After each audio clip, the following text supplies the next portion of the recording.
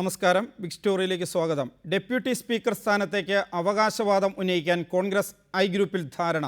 വയലാർ രവി മത്സരിക്കുന്നില്ലെങ്കിൽ രാജ്യസഭാ സീറ്റും ആവശ്യപ്പെടും. തിരുവനന്തപുരത്ത് നടന്ന ഐ ഗ്രൂപ്പ് യോഗത്തിൽ മന്ത്രിമാരും എംഎൽഎമാരും പങ്കെടുത്തു. എൻ ശക്തൻ സ്പീക്കറായതോടെ ഒഴിവുവന്ന ഡെപ്യൂട്ടി സ്പീക്കർ സ്ഥാനത്തേക്ക് അവകാശവാദം ഉന്നയിക്കാനാണ് അടൂർ പ്രകാശിന്റെ വസതിയിൽ ചേർന്ന ഐ ഗ്രൂപ്പ് യോഗത്തിന്റെ തീരുമാനം. കെ മുരളീധരനെ ഡെപ്യൂട്ടി സ്പീക്കറായി മത്സരിപ്പിക്കണമെന്നാവശ്യപ്പെടാനും ഐ ഗ്രൂപ്പ് യോഗത്തിൽ ധാരണയായി. സംസ്ഥാനത്ത് ഒഴിവ് വരുന്ന രാജ്യസഭാ സീറ്റിൽ അവകാശവാദം ഉന്നയിക്കണമെന്ന ആവശ്യവും ഐ ഗ്രൂപ്പ് യോഗത്തിലുണ്ടായി. എന്നാൽ വയലാർ രവി മത്സരിക്കുന്നില്ലെങ്കിൽ രാജ്യസഭാ സീറ്റ് ആവശ്യപ്പെട്ടാൽ മതിയെന്നാണ് ധാരണ. ഭരണതലത്തിലും പാർട്ടി തലത്തിലും അവഗണിക്കപ്പെടുന്നു എന്ന വിമർശനവും യോഗത്തിൽ ഉയർന്നു. ഗ്രൂപ്പിന് അർഹമായ പരിഗണന ലഭിക്കുന്നില്ലെന്നായിരുന്നു വിമർശനം. കെ മോഹൻകുമാറിനെ മനുഷ്യാവകാശ കമ്മീഷൻ അംഗമാക്കണമെന്ന നിർദ്ദേശം പോലും മുഖ്യമന്ത്രി അംഗീകരിക്കുന്നില്ലെന്ന് യോഗത്തിൽ വിമർശനമുണ്ടായി. അവഗണനയ്ക്കെതിരെ മുഖ്യമന്ത്രിയോടും KPCC പ്രസിഡന്റിനോടും പരാതി പറയാനാണ് ആദ്യ തീരുമാനം. ഫലമുണ്ടായില്ലെങ്കിൽ ഹൈക്കമാൻഡിനെ സമീപിക്കാനും ഐ ഗ്രൂപ്പ് യോഗം തീരുമാനിച്ചു. മന്ത്രിമാർ MLA മാർ തുടങ്ങിയവർ യോഗത്തിൽ പങ്കെടുത്തു.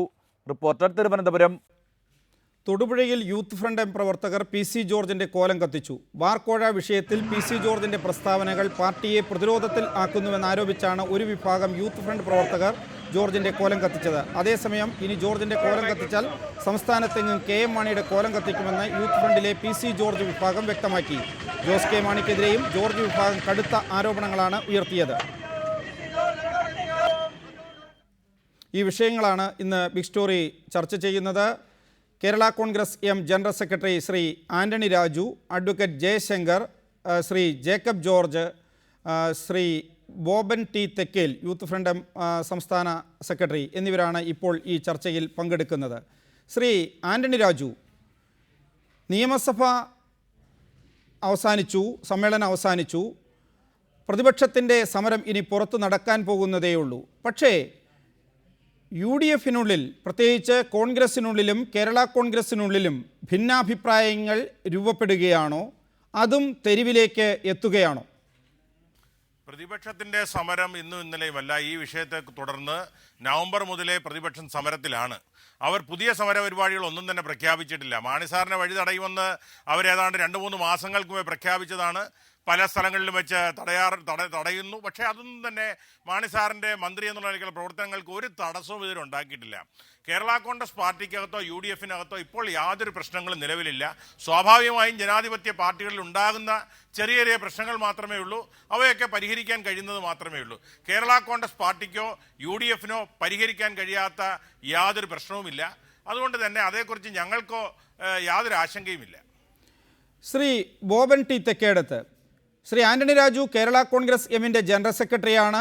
കേരള കോൺഗ്രസിനകത്ത് ബാർക്കോഴ വിവാദവുമായി ബന്ധപ്പെട്ട് ഉയർന്നു വന്ന ആക്ഷേപങ്ങൾ, ആരോപണങ്ങൾ അത് പരിഹരിച്ച് ആ പാർട്ടി നല്ല രീതിയിൽ മുന്നോട്ട് പോകും, UDF നല്ല രീതിയിൽ മുന്നോട്ട് പോകും എന്ന ആത്മവിശ്വാസം അദ്ദേഹം പ്രകടിപ്പിക്കുന്നു. എന്നിട്ടും PC ജോർജിൻ്റെ കോലം തൊടുപുഴയിൽ യൂത്ത് ഫ്രണ്ട് പ്രവർത്തകർ കത്തിച്ചത് എന്തിന്?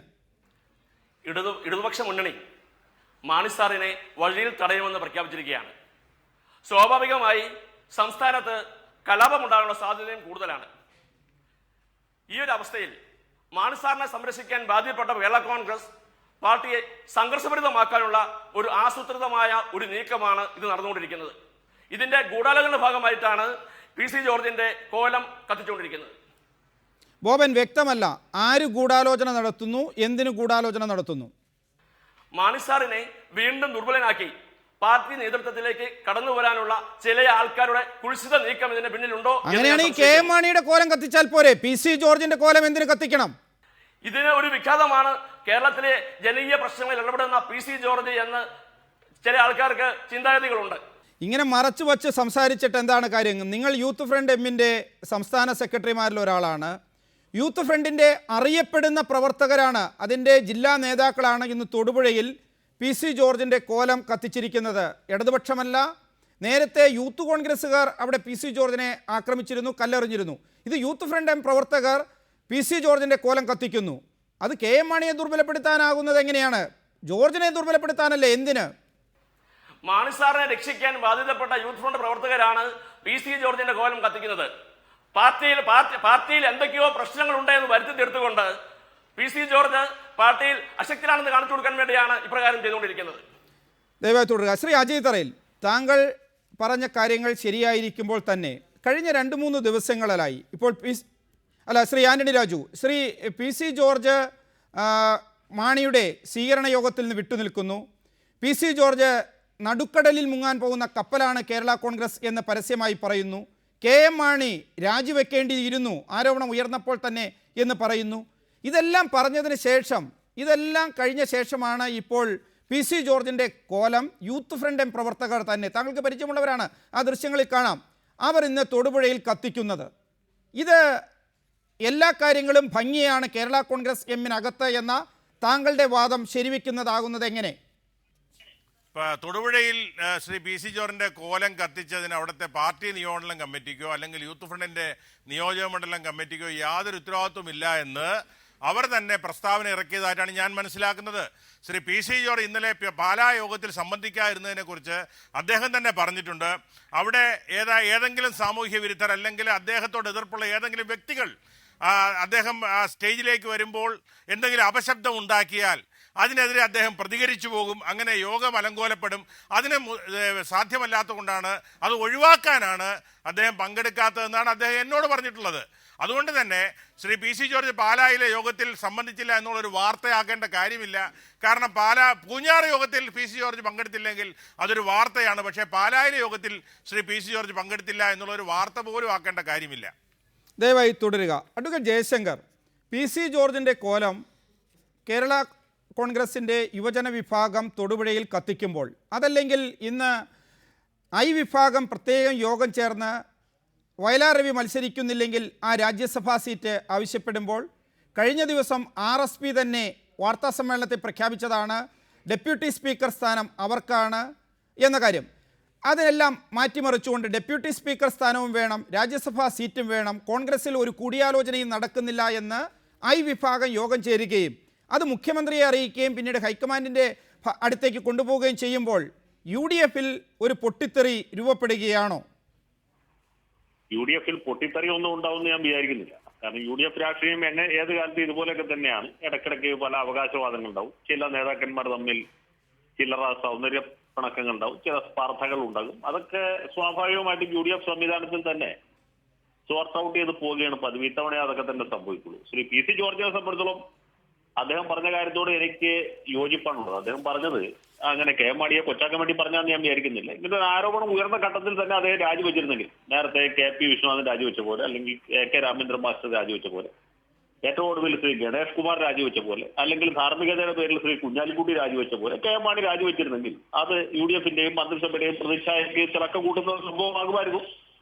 സത്യം തെളിയിച്ച് മാണി സാറിന് തിരിച്ചു വരികയും ചെയ്യാമായിരുന്നു എന്നെ ജോർജ് പറഞ്ഞുള്ളൂ. അതിനെ ഇത്ര ഒരു വലിയ വിഷയമാക്കേണ്ട ആവശ്യമില്ല. ജോർജ് പറഞ്ഞതാണ് ശരിയെന്നുള്ളത് ആന്റണി രാജുവിനും അറിയാം, ശ്രീ PJ ജോസഫിനും അറിയാം, എല്ലാവർക്കും അറിയാം. അത് കെ എം മാണിക്ക് ഒഴിച്ച് ബാക്കിയുള്ളവർക്കെല്ലാം ബോധ്യമുള്ള കാര്യമാണ്.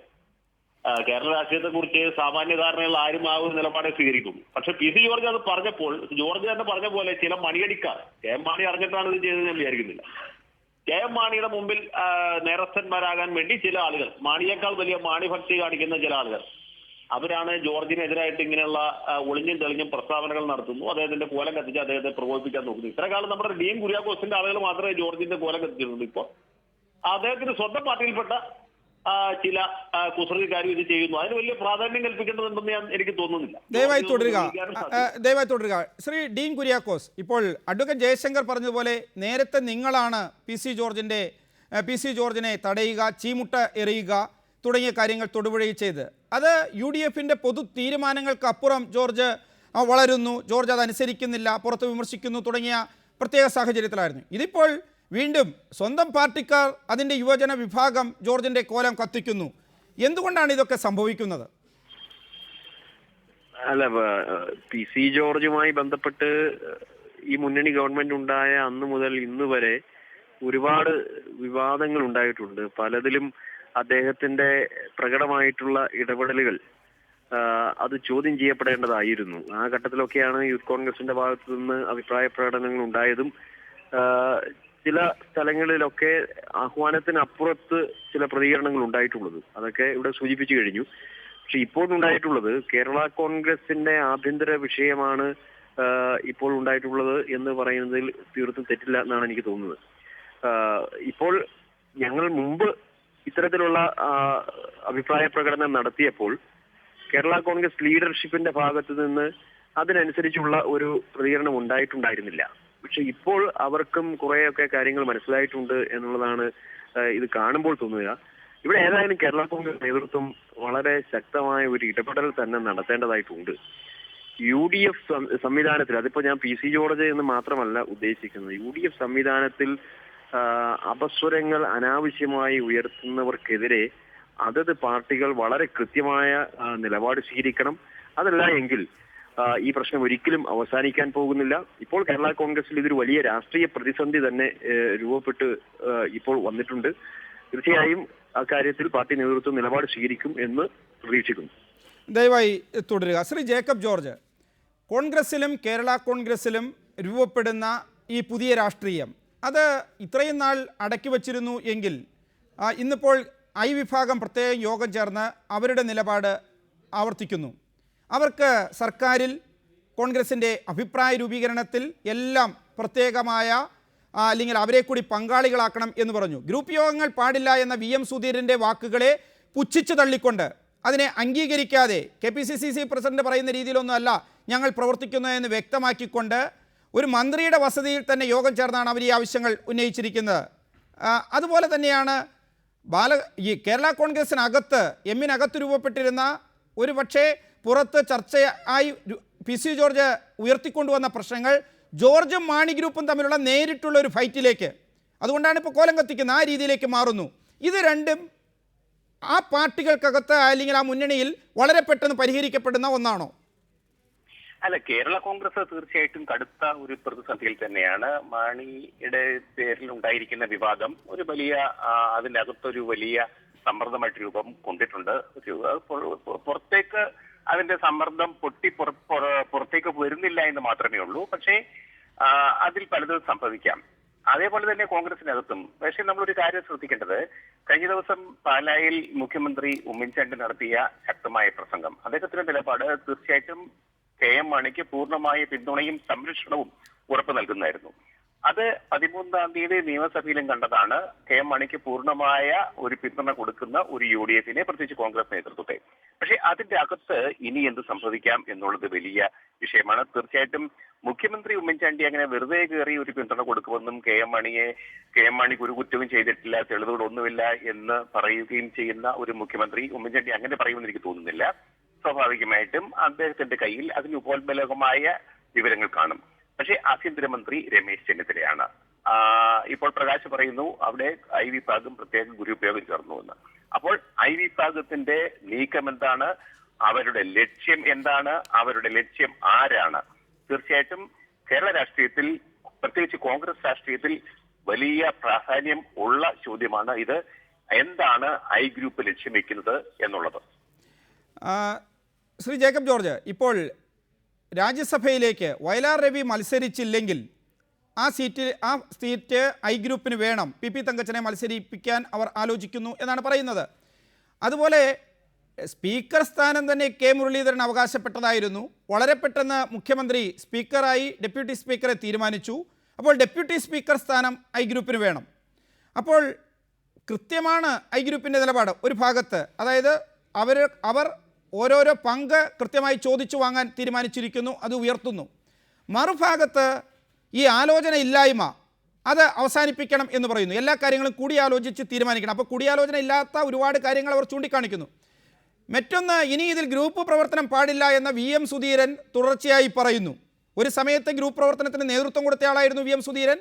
മാധ്യമങ്ങൾക്ക് വാർത്ത ഉമ്മൻചാണ്ടിക്കെതിരെയും രമേശ് ചെന്നിത്തലയ്ക്കെതിരെയും വിളിച്ചു തന്നുകൊണ്ടിരുന്ന ഒരാളായിരുന്നു VM സുധീരൻ. ആ VM സുധീരൻ കൊണ്ടുവരാൻ ശ്രമിക്കുന്ന കപട അച്ചടക്ക രീതി അത് പൊളിഞ്ഞു പോയിരിക്കുന്നു. ഇതെങ്ങനെയാണ് KPCCയുടെ പ്രവർത്തനത്തെ ബാധിക്കുക? എങ്ങനെയായിരിക്കും കാര്യങ്ങൾ നീങ്ങുക? ഇവിടെ KPCC യോഗത്തിലെ സുധീറിനെ ആകെ കൂടി നിയന്ത്രിക്കാൻ കഴിയുന്നത് പാവപ്പെട്ട 2-3 വക്താക്കളെ മാത്രമാണ്. TN പ്രതാപിനെ പോലെ, അജയ് തറയിലിനെ പോലെ, ഒരു പരിധിവരെ ഉണ്ണിത്താൻ, അവരെയൊക്കെ. അല്ലാതെ ഈ പ്രബലമായ 2 ഗ്രൂപ്പുകളെ നിയന്ത്രിക്കാനോ അവരുടെ മേൽ തന്റെ അച്ചടക്കം അടിച്ചേൽപ്പിക്കാനോ കഴിയുമെന്ന് എനിക്ക് തോന്നുന്നില്ല. ഉമ്മൻചാണ്ടിയെയും ആന്റണി വിഭാഗത്തെയും സുധീരൻ നോക്കിയാൽ ഒതുക്കി നിർത്താനും അടക്കി നിർത്താനും പറ്റുമോ? അതുപോലെ രമേശ് ചെന്നിത്തലയും. ഇവർ രണ്ടുപേരും വലിയ ശക്തി കേന്ദ്രങ്ങളാണ്. അവരുടെ കൂടെ ആൾക്കാരുണ്ട്. ഒന്ന് പ്രധാനമായിട്ട് ഒന്ന് ഓർക്കേണ്ടത്, KPCC അധ്യക്ഷന് ഒരു ഗ്രൂപ്പില്ല, അദ്ദേഹത്തിന് പരസ്യമായിട്ട് ഗ്രൂപ്പില്ല. അദ്ദേഹത്തിന്റെ പേരിൽ ഒരു KPCC ഗ്രൂപ്പും ഇല്ല, KPCC പ്രസിഡന്റിന്റേതായ ഒരു ഗ്രൂപ്പും ഇല്ല. അതുകൊണ്ട് തന്നെ സുധീറിനെ ഈ പറയുന്ന പോലെ അച്ചടക്കം നടപ്പിലാക്കാൻ കഴിയുകയില്ല. ഗ്രൂപ്പ് പ്രവർത്തനമൊക്കെ നടക്കും. അതിന്റെ ഭാഗമായിട്ടായിരിക്കും രമേശ് ചെന്നിത്തല ഏതായാലും ഗ്രൂപ്പ് ആലോചന തുടങ്ങിയിട്ടുണ്ടെങ്കിൽ തീർച്ചയായിട്ടും അതൊരു അജണ്ട വെച്ചുകൊണ്ട് തന്നെയായിരിക്കും. ഇനി തെരഞ്ഞെടുപ്പിന് ഒരു വർഷത്തിൽ കുറച്ചും കൂടെ ഉള്ളൂ. അതുകൊണ്ട് തീർച്ചയായിട്ടും അതിനകത്തൊരു ഗ്രൂപ്പ് വിരോധത്തിന്റെയും സംഘർഷത്തിന്റെയും സാധ്യതകൾ വളരെ കൂടുതലാണ്. അഡ്വക്കേറ്റ് ജയശങ്കർ, കോൺഗ്രസിനകത്ത് രമേശ് ചെന്നിത്തലയുടെ നേതൃത്വത്തിൽ പഴയ വിഭാഗം ശക്തിപ്പെട്ട് അവർ ഇടക്കാലഘട്ടത്തിൽ ഉമ്മൻചാണ്ടിയുമായി വളരെ യോജിച്ച് പ്രശ്നങ്ങളൊന്നും ഉണ്ടാക്കാതെ പ്രവർത്തിക്കുകയായിരുന്നു. പക്ഷേ നിയമസഭാ സമ്മേളനം അവസാനിച്ചിരിക്കുന്നു. ആ അർത്ഥത്തിൽ സഭയ്ക്കകത്ത് രൂപപ്പെടുന്ന പ്രതിസന്ധി ഒറ്റക്കെട്ടായി മറികടക്കുന്നതിലും കോൺഗ്രസ് ഒരു പരിധിവരെ വിജയിച്ചിരിക്കുന്നു. പക്ഷേ അതിന് പങ്കുവേണം, അത് കൃത്യമായി അവർ ചോദിക്കാൻ തീരുമാനിച്ചിരിക്കുന്നു. രാജ്യസഭാ സീറ്റ്, ഡെപ്യൂട്ടി സ്പീക്കർ സ്ഥാനം, അതുപോലെ തന്നെ കാര്യങ്ങൾ അവർ കൂടി അറിഞ്ഞ് തീരുമാനിക്കുന്ന പുതിയ രാഷ്ട്രീയ സംഘടനാ രീതി, ഇത് സാധ്യമാക്കലാണോ രമേശ് ചെന്നിത്തല ഉൾപ്പെടെയുള്ള വിഭാഗത്തിൻ്റെ ലക്ഷ്യം? അതോ ശ്രീ ജേക്കബ് ജോർജ് ചൂണ്ടിക്കാണിച്ചതുപോലെ പതുക്കെ ഉമ്മൻചാണ്ടിക്ക് മുകളിലേക്ക് കയറുക, ആധിപത്യം പൂർണ്ണമായി കയ്യിൽ കൊണ്ടുവരിക, അതാണോ, അത് സാധ്യമാണോ? അല്ല, ജേക്കബ് ജോർജ് പറഞ്ഞതിനോട് എനിക്ക് ഭാഗികമായിട്ട് മാത്രമേ യോജിപ്പുള്ളൂ. കാരണം എന്ന് വെച്ചാൽ ഗ്രൂപ്പ് എന്ന് പറയുന്നത് അദ്ദേഹം പറഞ്ഞ പോലെ തന്നെ പ്രബലമായ ഒരു ഗ്രൂപ്പാണ്. കേരളത്തിലെ കോൺഗ്രസ് പ്രവർത്തകരിൽ ഒരു 65% ആളുകളും ഇന്നും വിഭാഗത്തോട് കൂറു പുലർത്തുന്നവരാണ്. പക്ഷേ പാർട്ടിയുടെ നേതൃത്വം, നിയമസഭാ കക്ഷി നേതൃത്വം ഉമ്മൻചാണ്ടിയിൽ കേന്ദ്രീകരിച്ചിരിക്കുകയും ചെയ്യും. ഉമ്മൻചാണ്ടിയെ ഇമ്മീഡിയറ്റ് ആയിട്ട് ഡിസ്പ്ലേസ് ചെയ്യാനായിട്ട് ഗ്രൂപ്പുകാർ ഉദ്ദേശിക്കുന്നുണ്ടാവില്ല. പക്ഷെ ന്യായമായ രീതിയിൽ സ്ഥാനമാനങ്ങൾ അവരെ ചോദിച്ചു വാങ്ങിക്കും, അല്ലെങ്കിൽ പിടിച്ചു വാങ്ങിക്കും. അതിനുള്ള ഒരു ശേഷിയും ശേമുഷിയും ഗ്രൂപ്പിലുണ്ട്. അതിന്റെ പ്രബലനായ നേതാവാണ് ശ്രീ രമേശ് ചെന്നിത്തല. അദ്ദേഹത്തിന് ഉദ്ദേശിച്ച കടവിൽ കാര്യങ്ങൾ അടുപ്പിക്കാൻ അറിയാമെന്നുള്ളതിന് ഏറ്റവും വലിയ ഉദാഹരണമല്ലേ ഈ ആഭ്യന്തരമന്ത്രി സ്ഥാനം ഒരിക്കലും കൊടുക്കുകയില്ല എന്ന് പറഞ്ഞ ആഭ്യന്തരമന്ത്രി സ്ഥാനം തളികയിൽ വെച്ച് കൊണ്ടുവന്ന് കൊടുത്തല്ലോ. അങ്ങനെയൊക്കെ ചെയ്യിക്കാൻ കഴിവുള്ള പ്രാപ്തിയുള്ള ഗ്രൂപ്പാണ് ഗ്രൂപ്പ്. അതിന് ശക്തരായ നേതാവാണ് രമേശ് ചെന്നിത്തല. അവർ അവകാശവാദങ്ങൾ ഉന്നയിക്കുന്നതിൽ യാതൊരു അത്ഭുതവുമില്ല. അത് ശക്തമായ ഗ്രൂപ്പാണെന്ന് മാത്രമല്ല, പ്രവർത്തകരുടെ വലിയ പിന്തുണയുമുണ്ട്. ഉമ്മൻചാണ്ടിയെ സ്ഥാനഭ്രഷ്ടരാക്കി രമേശ് അധികാരം പിടിക്കാൻ ശ്രമിക്കുന്നു എന്ന് ഞാൻ വിചാരിക്കുന്നില്ല. പക്ഷെ അവരുടെ ഗ്രൂപ്പിന് അർഹമായ സ്ഥാനമാനങ്ങൾ ലഭിക്കണം. വയലാർ രവിക്ക് വേണ്ട എങ്കിൽ മാത്രമേ ഗ്രൂപ്പ് ചോദിക്കുന്നുള്ളൂ. ആ കാര്യം ശ്രദ്ധിക്കണം. വയലാർ രവിയെ മാറ്റിയിട്ട് തങ്കച്ചനെ MP ആക്കണമെന്ന് പറഞ്ഞിട്ടില്ല. വയലാർ രവിയെ തുടരാൻ അനുവദിക്കുന്നതാണ് ഞാൻ വിചാരിക്കുന്നത്. കാരണം വയലാർ കേരളത്തിൽ നിന്നുള്ള ഏറ്റവും മുതിർന്ന നേതാക്കളുടെ ഒരാളാണ്. അദ്ദേഹത്തെ തുടരാൻ അനുവദിക്കാനാണ് ഏറ്റവും സാധ്യത. ഇനി അദ്ദേഹത്തെ എന്തെങ്കിലും കാരണവശാൽ തുടരാൻ അനുവദിക്കുന്നില്ലെങ്കിൽ ഗ്രൂപ്പിന് കിട്ടണം. അതുപോലെ ഡെപ്യൂട്ടി സ്പീക്കർ സ്ഥാനം ഗ്രൂപ്പുകാരനായിരുന്ന, അല്ലെങ്കിൽ പ്രത്യേകിച്ച് ഗ്രൂപ്പില്ലായിരുന്ന പണ്ട് ഗ്രൂപ്പുകാരനായിരുന്ന കാർത്തികേയനാണല്ലോ വഹിച്ചിരുന്നത്. അപ്പൊ അദ്ദേഹത്തിന്റെ അകാല ചർമ്മത്തിന്റെ സന്ദർഭത്തിൽ തന്നെ അവർക്ക് അർഹതപ്പെട്ടതായിരുന്നു. ഇനി സ്പീക്കർ ഇല്ലെങ്കിൽ ഡെപ്യൂട്ടി സ്പീക്കറെങ്കിലും കിട്ടണമെന്ന് പറഞ്ഞാൽ എന്താ തെറ്റുള്ളത്? അത് ന്യായമായിട്ടുള്ള ഒരു അവകാശവാദമല്ലേ. അതിന് നമുക്കൊരു തെറ്റ് കണ്ടുപിടിക്കാൻ പറ്റുകയില്ല. ഗ്രൂപ്പിന്റെ അവകാശവാദം. പിന്നെ ഗ്രൂപ്പില്ലാതായി എന്നുള്ളത് ഒരു ശുദ്ധഭരിതമായിട്ട് മാത്രം എടുത്താൽ മതി. ഇവിടെ ജേക്കബ് ജോർജ് പറഞ്ഞ അജയ് തറയലിനെ മാത്രമേ, അങ്ങനെയൊന്നുമല്ല. സത്യത്തിൽ ഷാനിമോൾ ഉസ്മാനെ പോലും അങ്ങനെ അത്ര വലിയ അച്ചടക്കമൊന്നും പഠിപ്പിക്കാൻ നമ്മൾ VM സുധീരൻ വിചാരിച്ചാൽ നടക്കില്ല. കാരണം സുധീരൻ KPCC പ്രസിഡന്റ് ആവുന്നതിന് മുമ്പ് അച്ചടക്കലംഘനത്തിന്റെ ഉസ്താദ് ബിസ്മില്ലാഖാനായിരുന്നു. എനിക്ക് അദ്ദേഹത്തോട് വലിയ സ്നേഹമുള്ള ആളാണ്, ബഹുമാനമുള്ള ആളാണ്. ഞാൻ ഏറ്റവും അധികം സ്നേഹിക്കുന്ന ഒരു കോൺഗ്രസ് നേതാവ് സുധീരനാണ്. എങ്കിൽ പോലും സത്യം പറയാതിരിക്കാൻ പറ്റില്ല. സുധീരനായിരുന്നു കേരളത്തിലെ അച്ചടക്കലംഘനത്തിന്റെ ഏറ്റവും വലിയ ആള്. അപ്പോസ്തലനായിരുന്നു അച്ചടക്കലംഘനത്തിന്റെ. അദ്ദേഹത്തിന് ഇനിയിപ്പോ അച്ചടക്കം പഠിപ്പിക്കാൻ ശ്രമിച്ചത് നടക്കും. അഡ്വക്കേറ്റ് ജയശങ്കർ, അത് മാത്രമല്ല, ഇപ്പോൾ VM സുധീരൻ എടുത്തിരിക്കുന്ന ഒരു സമീപനം, സുധീരനെ അദ്ദേഹത്തിൻ്റെ ബാറുകാരുടെ കാർ ഉപയോഗിച്ച വാർത്ത, അതല്ലെങ്കിൽ സുധീരനുമായി ബന്ധപ്പെട്ട് അദ്ദേഹത്തിൻ്റെ പിൻവാങ്ങൽ, കീഴടങ്ങൾ, തെറ്റായ കാര്യങ്ങൾ, ഇത് കൊടുത്താൽ ആ മാധ്യമങ്ങളോട് സഹകരിക്കരുത് എന്ന് കോൺഗ്രസ് വക്താക്കളെ അവരെ വിലക്കുന്ന രീതിയിലേക്ക് സുധീരൻ വന്നിരിക്കുകയാണ്. ഉമ്മൻചാണ്ടിക്കില്ലാത്ത പുതിയൊരു നിലപാട്. അത് സത്യത്തിൽ എനിക്ക് അറിയില്ല കേട്ടോ. അല്ലല്ല, ഞങ്ങളുടെ കാര്യത്തിൽ ഇന്ന് അദ്ദേഹം പറഞ്ഞിരിക്കുന്നത്, അദ്ദേഹത്തെ വിമർശിച്ചിരിക്കുന്നു പല കാര്യങ്ങളിലും. അതുകൊണ്ട് റിപ്പോർട്ടർ ചാനലുമായി സംസാരിക്കരുത് എന്ന രീതിയിൽ അദ്ദേഹം വക്താക്കളോട് പറഞ്ഞിരിക്കുന്നു. അദ്ദേഹം ഏതാണ്ട് BJP പ്രസിഡന്റ് മുരളീധരന്റെ നിലവാരത്തിലെത്തിയത് ഞാൻ ഇപ്പോഴാണ് അറിയുന്നത്. എനിക്കറിയില്ല സത്യത്തിൽ. ഞാൻ അറിയാൻ പാടാത്തൊരു കാര്യത്തെ പറ്റി അഭിപ്രായം പറയുന്നത് ശരിയല്ല. പക്ഷെ ഞാൻ അറിയുന്ന VM സുധീരൻ അങ്ങനെ പറയുന്ന ഒരാളായിരുന്നില്ല. ഇനിയിപ്പോൾ ഇത് പറഞ്ഞുകൊണ്ട് VM സുധീരൻ എന്നോടും ഉള്ള നയതന്ത്ര ബന്ധം വിച്ഛേദിക്കുമോ എന്ന് അറിയില്ല. എന്നാൽ പോലും സത്യം പറയാതിരിക്കാൻ നിർത്തിയില്ല. എനിക്ക് ഏറ്റവും സ്നേഹമുള്ള, ഞാൻ ഏറ്റവും ആദരിക്കുന്ന ഒരു നേതാവാണ് സുധീരൻ. അദ്ദേഹം ഇതുപോലത്തെ അബദ്ധത്തിൽ നിന്ന് ചാടുമെന്ന് ഞാൻ വിചാരിക്കുന്നില്ല. ദയവായി തുടരുക. ശ്രീ ആന്റണി രാജു, ഇപ്പോൾ കാണുന്ന ദൃശ്യങ്ങൾ തൊടുപുഴ കഴിഞ്ഞ് ഇപ്പോൾ സെക്രട്ടേറിയറ്റിന് മുന്നിൽ PC ജോർജിൻ്റെ കോലം കത്തിക്കുകയാണ്. അപ്പോൾ കേരളം മുഴുവൻ, കേരള കോൺഗ്രസ് എമ്മിന് സ്വാധീനമുള്ളിടത്തെല്ലാം PC ജോർജിൻ്റെ കോലം കത്തിക്കുക, PC ജോർജ് കേരള കോൺഗ്രസ് എമ്മിൻ്റെ ഭാഗമല്ല, അല്ലെങ്കിൽ കേരള കോൺഗ്രസ് എമ്മിനെ തകർക്കാൻ ശ്രമിക്കുന്ന ശക്തിയായി മാറുക, ആ രീതിയിലാണോ കാര്യങ്ങൾ? പാർട്ടിക്ക് ഒരു നിയന്ത്രണവും ഇല്ലെങ്കിൽ പാർട്ടി പ്രവർത്തകർ, യൂത്ത് ഫ്രണ്ട് പ്രവർത്തകർ എങ്ങനെ ഇങ്ങനെ വ്യാപകമായി കോലം കത്തിക്കും? ശ്രീ ആന്റണി രാജു. അല്ല, ഇത്തരം വിഷയങ്ങൾ തെരുവിലേക്ക് വലിച്ചിഴക്കുന്നത് ആരായാലും ശരിയല്ല. അത് പാർട്ടിയുടെ മുന്നോട്ടുള്ള പ്രയാണത്തിന് അത് നല്ലതല്ല. അതുകൊണ്ട് ഇത്തരം പ്രവർത്തനങ്ങൾ ചെയ്യുന്നവർക്ക് പാർട്ടിയുമായി ബന്ധമുണ്ടെന്ന് എനിക്ക് തോന്നുന്നില്ല. കാരണം ഏതെങ്കിലും നേതാവിനെതിരെ അങ്ങനെ അഭിപ്രായമുണ്ടെങ്കിൽ പാർട്ടിക്ക് അകത്ത് ഉന്നയിച്ച് പരിഹാരം കാണുന്നതിന് പകരം തെരുവിലേക്ക് വലിച്ചിഴച്ച് നിയമലംഘനത്തിലേക്ക് പോയി ലോ ആൻഡ് ഓർഡർ പ്രശ്നം ഉണ്ടാക്കാൻ ശ്രമിക്കുന്നത് ആര് ചെയ്താലും അതിനെ ഒരു കേരള കോൺഗ്രസ് പ്രവർത്തകൻ എന്നുള്ളതിലേക്ക് യോജിക്കാൻ കഴിയില്ല. അത് അപലപനീയമാണ്, അത് നിയന്ത്രിക്കപ്പെടേണ്ടതാണ്. പക്ഷേ ശ്രീ ആന്റണി രാജു, താങ്കൾ ആ അഭിപ്രായം പറയുമ്പോൾ തന്നെ എവിടെ നിന്നോ ഒരു നിർദ്ദേശം വന്നിട്ടുണ്ട്, അല്ലെങ്കിൽ ആ പാർട്ടിയുടെ ഏക വൈസ് ചെയർമാൻ്റെ കോലം അത് ഇങ്ങനെ പൊക്കിപ്പിടിച്ച് സെക്രട്ടേറിയറ്റ് മുന്നിൽ കത്തിക്കുക, തൊടുപുഴയിൽ കത്തിക്കുക, അങ്ങനെ വ്യാപകമായി ആ കോലം കത്തിക്കുകയും യൂദാസ് എന്ന ജോർജിനെ വിളിച്ച് അതിൻ്റെ ബാനറുകൾ കെട്ടുകയും ചെയ്യണമെങ്കിൽ യൂത്ത് ഫ്രണ്ട് എമ്മിനോട് കൃത്യമായി നിർദ്ദേശിച്ചിട്ടുണ്ട്, ചെയ്തോളൂ, ജോർജ് നമ്മുടെ ഭാഗമല്ലാതായിരിക്കുന്നു, ജോർജിൻ്റെ കോലം കത്തിച്ചോളൂ എന്നൊരു നിർദ്ദേശം പോയിട്ടുണ്ടാകുമല്ലോ. അതല്ലാതെ തോന്നിയവർ ജോർജിൻ്റെ കോലവുമായി യൂത്ത് ഫ്രണ്ട് എമ്മിൻ്റെ അറിയപ്പെടുന്ന നേതാക്കളാണ്, അവരിങ്ങനെ ഇറങ്ങുമെന്ന് താങ്കൾ കരുതുന്നുണ്ടോ? അല്ല, അത് പ്രകാശ് പറഞ്ഞത് തീർച്ചയായിട്ടും ഇത്തരം സന്ദർഭത്തിൽ ഒരു സംശയം അങ്ങനെ ഉണ്ടാകാം. അത് ഇപ്പോൾ മാത്രമാണ് ഞങ്ങളുടെ ശ്രദ്ധയിൽ ഇത് പെടുന്നത്. തീർച്ചയായിട്ടും അന്വേഷിക്കേണ്ട വിഷയമാണ്. അങ്ങനെ പാർട്ടിയുടെ ഔദ്യോഗികമായ ഭാരവാഹികളോ യൂത്ത് ഫണ്ടിൻ്റെ ഔദ്യോഗിക ഭാരവാഹികളോ ആണ് ചെയ്യുന്നതെങ്കിൽ തീർച്ചയായിട്ടും അതിലെ കർശനമായ നടപടി ഉണ്ടാകേണ്ടതാണ്. കാരണം ഒരിക്കലും അതൊരു അച്ചടക്കമുള്ള പാർട്ടിക്ക് ചേർന്നതല്ല. സ്വന്തം പാർട്ടിയിലെ നേതാക്കന്മാർക്കെതിരെ ഇത്തരം പ്രവൃത്തികൾ ചെയ്യുന്നത് ഒരിക്കലും അത് അംഗീകരിക്കാൻ കഴിയില്ല. ആര് ചെയ്താലും അംഗീകരിക്കാൻ കഴിയില്ല. അത് നിയന്ത്രിക്കപ്പെടേണ്ടത് തന്നെയാണ്. ശ്രീ ബോബൻ, ഈ കാര്യത്തിൽ യൂത്ത് ഫ്രണ്ട് എമ്മിൻ്റെ സംസ്ഥാന സെക്രട്ടറി ആണല്ലോ താങ്കൾ. ഒരു ഭാഗത്ത് PC ജോർജിൻ്റെ കോലം കത്തിക്കുന്നു, അതായത് കേരള കോൺഗ്രസ് എമ്മിൽ മാണിയുമായി അടുപ്പമുള്ള പഴയ മാണി ഗ്രൂപ്പുകാരായ യൂത്ത് ഫ്രണ്ട് എം പ്രവർത്തകരാണ്, അവർ പലരെയും അറിയാം, ആ രീതിയിൽ കത്തിക്കുന്നത്. അങ്ങനെ വരുമ്പോൾ ഇനി KM മാണിയുടെ കോലം കത്തിക്കുന്ന ഒരു സമരവും സ്വാഭാവികമായിട്ടുണ്ടാകുമല്ലോ. ജോർജിൻ്റെ മാത്രം കോലം നിങ്ങൾ കത്തിക്കുക എന്നതാണോ രീതി? ആര് ചെയ്താലും ഇതെല്ലാം തെറ്റ് തന്നെയാണ്. കോലം കത്തിക്കല് ഉടൻ തന്നെ അവസാനിപ്പിക്കണം. അല്ലാതെ ഇതുപോലെ ഗൂഢാലോചന ഫലമായിക്കൊണ്ട് ഇതുപോലെ പ്രവർത്തികളുമായി മുന്നോട്ട് പോയാൽ യൂത്ത് ഫ്രണ്ട് അവരെ യൂത്ത് ഫ്രണ്ടിൽ നിന്ന് പുറത്താക്കേണ്ട ഗതികൾ ഉണ്ടാകും എന്നാണ് എനിക്ക് പറയാനുള്ളത്. ഇതിപ്പോൾ എല്ലാ നേതാക്കളുടെയും കോലം, ഇപ്പോൾ PC ജോർജ് പണ്ട് പറഞ്ഞിരുന്നു 3 പാർട്ടികൾ ചേർന്നാണ് കേരള കോൺഗ്രസ് എം, കേരള കോൺഗ്രസ് ജോസഫ് വിഭാഗം, PC ജോർജിൻ്റെ സെക്യുലർ കേരള കോൺഗ്രസ്. അപ്പോൾ സെക്യുലർ കോൺഗ്രസ് കേരള കോൺഗ്രസിൻ്റെ നേതാവായ PC ജോർജിൻ്റെ കോലം കത്തിച്ചു. ഇനിയിപ്പോൾ തുടർച്ചയായിട്ട് ജോസഫിൻ്റെ കോലം കത്തിക്കുക, മാണിയുടെ കോലം കത്തിക്കുക, അങ്ങോട്ട് പരസ്പരം കോലം കത്തിച്ച് കളിക്കുക, അങ്ങനെ തെരുവ്. ഇപ്പോൾ LDFൻ്റെ സമരം ഏതാണ്ട് മാറിക്കഴിഞ്ഞു. ഇനി നിങ്ങൾ തമ്മിൽ കോലം കത്തിച്ച് മത്സരിക്കുകയാണോ? ഇവർക്ക് ധൈര്യമുള്ള ആൾക്കാരാണെങ്കിൽ ഇവർ മാണി സാറിനെ ഇടതുപക്ഷം വഴിയിൽ തടയുമ്പോൾ അവർ ഇടതുപക്ഷത്തെ തടയട്ടെ.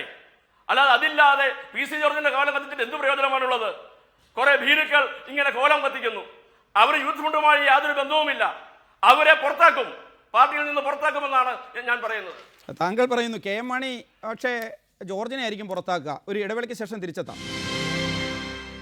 ശ്രീ ആന്റണി രാജു, കോലം കത്തിക്കൽ ആരംഭിക്കുന്നു, അത് താങ്കൾ തന്നെ അതിനെ ജനാധിപത്യ വിരുദ്ധമാണ് എന്ന് പറയുന്നു. പക്ഷേ ജോർജിന് വേണ്ട എന്ന ഒരു നിലപാടിലേക്ക്, ജോർജിനെ കൊണ്ട് ശല്യമേ ഉള്ളൂ, ജോർജ് ഇങ്ങനെ മാണിയുടെ രാജി ആവശ്യപ്പെടുന്നു, അന്വേഷണ റിപ്പോർട്ട് ആവശ്യപ്പെടുന്നു, ജോർജ് പതുക്കെ കേരള കോൺഗ്രസ് എമ്മിൽ നിന്ന് പുറത്തേക്കുള്ള പാതയിലാണോ? പ്രകാശ്, ഈ കോലം കത്തിക്കലൊന്നും വലിയ ഗൗരവമുള്ളൊരു വിഷയമായി എടുക്കേണ്ട. കാരണം ഇതൊക്കെ ഒരു ആരെങ്കിലുമൊക്കെ പാർട്ടിയിലെ ചിലരുടെ പ്രതിഷേധമായി രേഖപ്പെടുന്ന അതിന് വലിയ ഗൗരവം ഞാൻ കൊടുക്കില്ല. കാരണം ഇതുപോലെ പല സന്ദർഭങ്ങളിൽ പല പാർട്ടിയിലും പല നേതാക്കന്മാരുടെയും കോലം മാർക്സിസ്റ്റ് പാർട്ടിയിലും ഒക്കെ കത്തിച്ചിട്ടുണ്ട്. പിണറായി വിജയൻ്റെ കോലം VS അച്യുതാനന്ദൻ്റെ ആളിലും VS അച്യുതാനന്ദൻ്റെ ആളും പിണറായി വിജയൻ്റെ ആളിലും ഒക്കെ കത്തിച്ച ചരിത്രമൊക്കെ ഉണ്ട്. അതുകൊണ്ട് ഇതൊന്നും ഒരു പാർട്ടിയുടെ ശരിയാണ്, പാർട്ടി പ്രവർത്തകരാണെങ്കിൽ അത് പാർട്ടിയുടെ യശസ്സിന് സമൂഹ മധ്യത്തിൽ അത് ചീത്തപ്പേരുണ്ടാക്കുന്ന കാര്യത്തിൽ യാതൊരു സംശയമില്ല. പക്ഷേ കേരള കോൺഗ്രസ് പാർട്ടിക്കകത്ത് ഈ കോലം കത്തിക്കൽ വലിയ ജോർജ്, ശ്രീ ആന്റണി രാജു, ഇതിൽ PC ജോർജ് എന്ന് പറയുന്നത് ഇപ്പോൾ അഴിമതി ആരോപണം നേരിടുന്ന ഒരാളല്ല. ബാർക്കോഴയിൽ അഴിമതി ആരോപണം നേരിടുന്ന KM മാണിയാണ്. KM മാണിക്കെതിരെയാണ് പ്രതിഷേധം.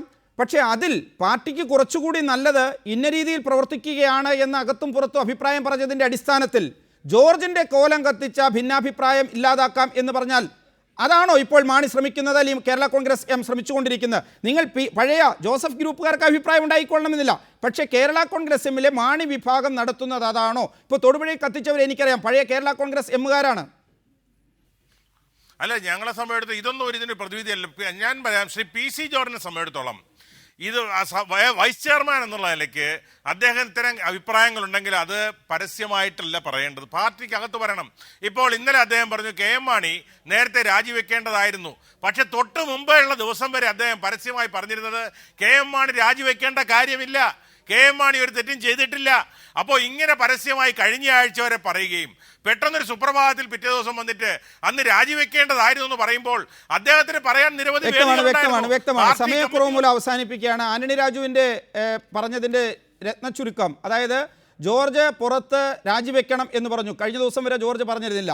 പക്ഷേ ഉടൻ തന്നെ കേരള കോൺഗ്രസ് എം, യൂത്ത് ഫ്രണ്ട് എം അങ്ങനെ പുറത്തു പറഞ്ഞാൽ ജോർജിന്റെ കോലം കത്തിക്കും. ഇനി ജോർജിന്റെ കോലവും അതിനോടുള്ള തിരിച്ചുള്ള പ്രതികരണം ജോർജിന്റെ ഭാഗത്ത് നിന്ന് എന്തായിരിക്കും എന്നുള്ളതാണ് കേരള കോൺഗ്രസ് എം രാഷ്ട്രീയത്തിൽ വരും ദിവസങ്ങളിൽ കാണാനുള്ളത്. വളരെ നന്ദി ശ്രീ ആന്റണി രാജു, ശ്രീ ജേക്കബ് ജോർജ്, അഡ്വക്കേറ്റ് ജയശങ്കർ, ബോബൻ ടി തെക്കേൽ, ശ്രീ ഡീൻ കുര്യാക്കോസ് ഈ ചർച്ചയിൽ പങ്കെടുത്തതിന്. ബിഗ് സ്റ്റോറി ഇവിടെ അവസാനിക്കുന്നു. നമസ്കാരം.